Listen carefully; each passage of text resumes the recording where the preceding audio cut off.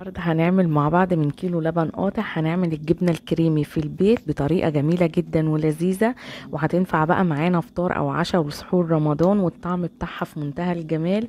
ولو اول مرة بتشوفي قناتي انا مطبخ يسرا، اعملي اشتراك ولايك وفعلي الجرس عشان يوصلك مني كل جديد، واعملي شير كمان. ويلا بينا نشوف الوصفة الحلوة دي ازاي. بصوا معايا كيلو لبن هنا اهوت، انا بغليه وقطع مني، طبعا مش هنرميه، هنستخدمه برضو للاستخدامات بتاعته. ضفت عليه كده معلقة كبيرة من الخل، وبقى بالشكل ده كده زي ما انتوا شايفين. كنت بقى موطيه عليه كده النار شويه، وبعد كده عليت النار عليه، عطى غلوه كده واحده، وطفيت عليه النار وسبته كده لحد ما برد معايا. وبعد كده بقى زي ما انتوا شايفين كده اخدت كده الجبنه بقى اللي احنا هنعملها، ودوت كده الشرش بتاع اللبن. طبعا مش هنرميه، هنسيبه كده، هتشيليه في كيس وتشيليه في الفريزر تحتفظي بيه، وهتعملي بيه اي معجنات. هنا بقى في مصفى ناعمة كده، وهضيف عليها بقى الجبنة كده اللي احنا طلعناها بتاعتنا كده من اللبن القاطع، وصفتها كويس جدا. هضيف عليها بقى هنا 2 معلقة كبيرة من اللبن البودر، رشة من الملح. وهنا دوت وش اللبن، او ممكن يعني تحطيها كده، هي كانت حتة كده صغيرة عندي، حطيتها نص كوباية من الحليب او اللبن.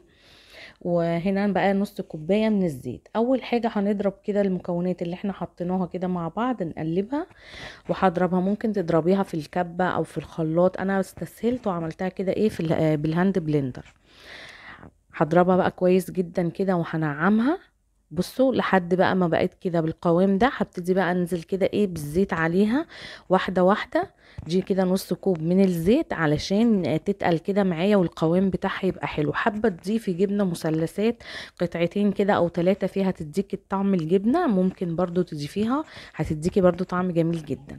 هفضل بقى اضرب كده ايه انزل كده بالزيت واحده واحده، واضرب بالهاند بلندر. بصوا انا هنا بوريكم ان انا خلاص يعني اخدت كل كميه الزيت عليها، وضربت، فضلت اضرب فيها لحد ما بقى القوام بتاعها زي ما انتوا شايفين كده في منتهى الجمال، والطعم بتاعها مش قادره اوصف لكم على جمالها.